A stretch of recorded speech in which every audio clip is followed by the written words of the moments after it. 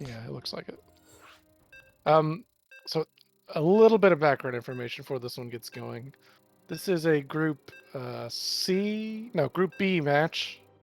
Matheus is about 4,400, I think, Protoss. I think at his peak he was around 46, 47. Hasn't played real consistently lately, but he has come back and has been practicing for the tournament. I think Joking for You is about 32. So again, we definitely have a favorite here, but trying to give everybody equal time. Let everybody get their games casted and stuff. So Yeah, so hopping into game number 2, we've got Matheus in the bottom right spawning as a pink Protoss, and JokingForYou spawning as the teal Terran in the top left, both representing GNR. Well, everybody is in the Cactus Cup, but I mean, both in the team, so. it's the members, families, friends, and alumni GNR tournament. And tennis Basically. practice partners, apparently. We've got, well, I say standard openers, but with Protoss you can kind of do anything after the first gateway, right? But it looks like standard openers. No proxies coming from JokingForYou this time around.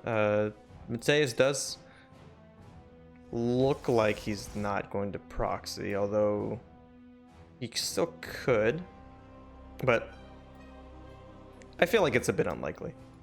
Yeah, it's not going to be the max packs again, at least for sure.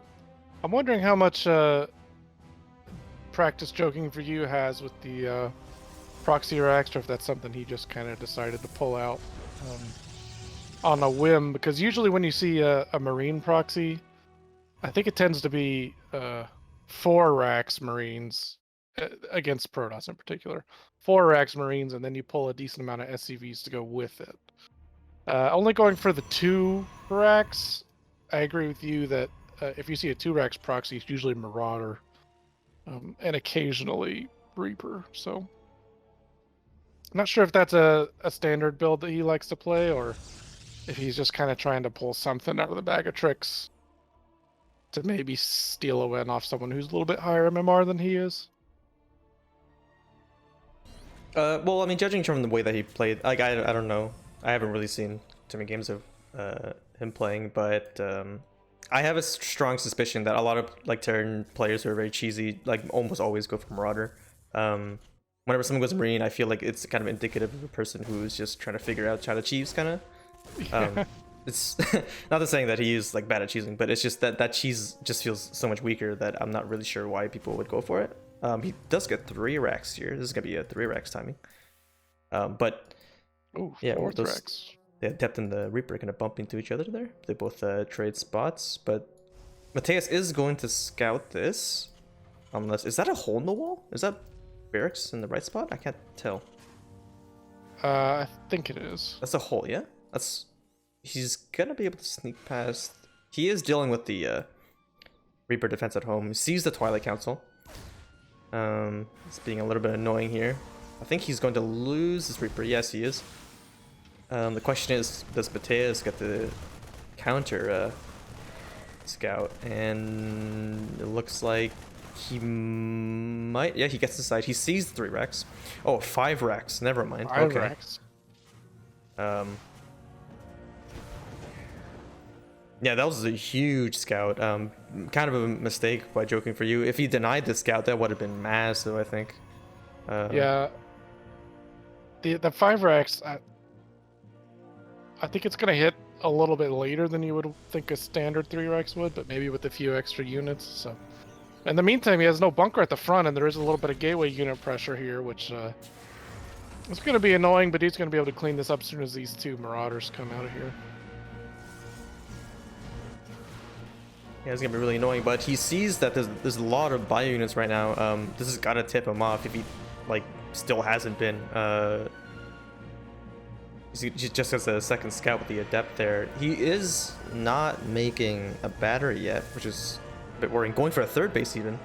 This feels a little greedy, honestly. I don't know if he recognizes what's actually going on in this game.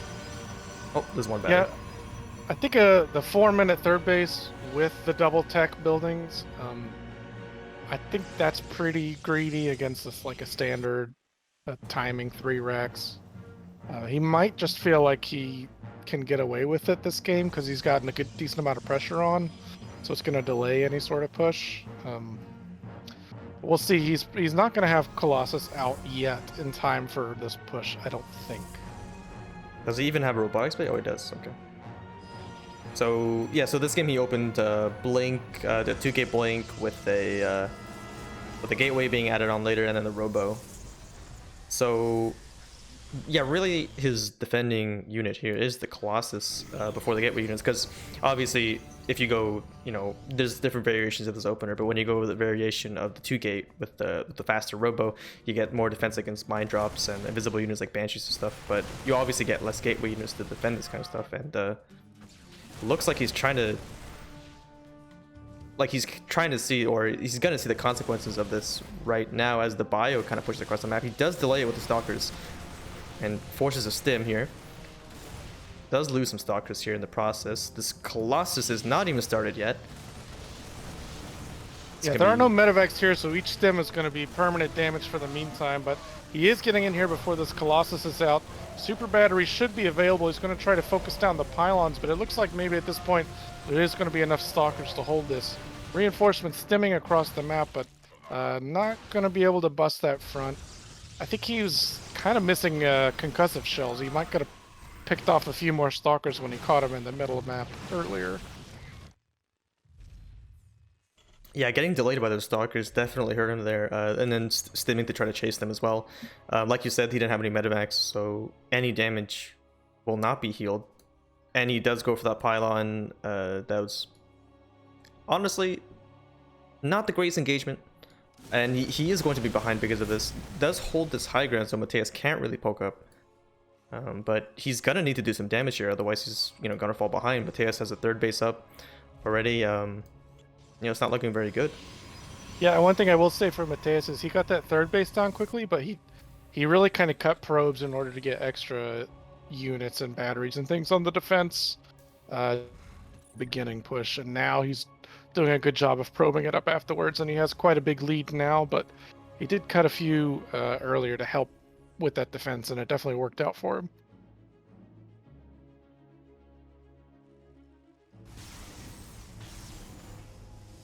So at this point, we do have a third CC coming up for our Terran player. Still really no tech other than the bio. I think at this point, you definitely would like to have, you know, reactor medevac production coming out probably. That's going to be hard to deal with extended thermal lance Colossus and charge with just bio. Matheus is trying to look for some damage on the map here. He gets a proxy pylon in the top right and a proxy pylon in the bottom left. Might just be looking for drops, but could be used for some zealot weapons maybe down the line. Scouting around the Stalkers looking for a third base. Does get a scout off with his observer in the natural. And from this point, he's got to know he's in a pretty good spot. He even gets a second Robo if he feels safe enough to just get more Colossus or maybe even some Disruptors at this point. Getting some free damage here at the natural with that Blink. Yeah, and no rush at this point. He is getting the second Forge too. I might expect to see him try to push in once he's got like 2-1 or something around there whenever this third base tries to come float its way down. Might be about the timing where he tries to end the game.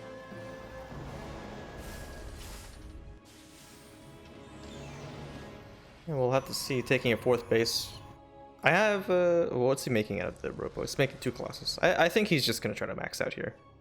He's not really in any hurry, like you said, to just, you know, do anything. He knows he's in a dominant spot.